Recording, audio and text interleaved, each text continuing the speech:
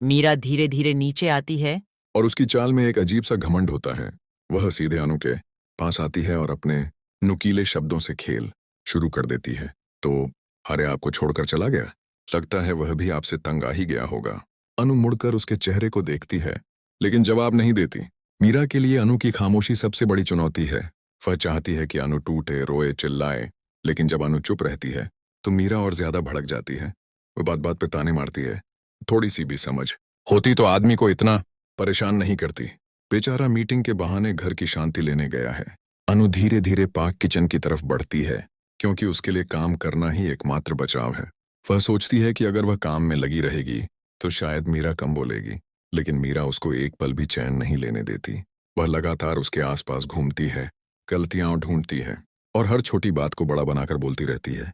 अनु के हाथ कांपते हैं, लेकिन वह खुद को बार बार मजबूत बनाना चाहती है। वह सोचती है, आर्या ने कहा है कि सब ठीक हो जाएगा, मुझे बस धैर्य रखना है।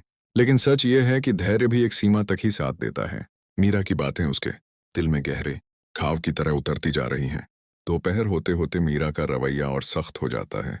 वह अनु को हर बात पर नीचा दिखाती है, उसके पहनावे पर, उसके चाल चलन पर, उसके खाना बनाने के तरीके पर, यहाँ तक कि उसकी चुप्पी पर भी। घर ऐसा लगता है जैसे तन्हाई और जुल्म का कारखाना बन गया हो। अनु एक पल के लिए कमरे में जाकर बैठती है।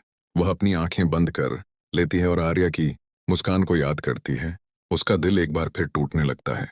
उसे लगता है जैसे उसके अंदर की सारी ताकत खत्म हो रही है। वह कुर्सी पर बैठकर धीरे धीरे रोने लगती है, बिना आवाज किए।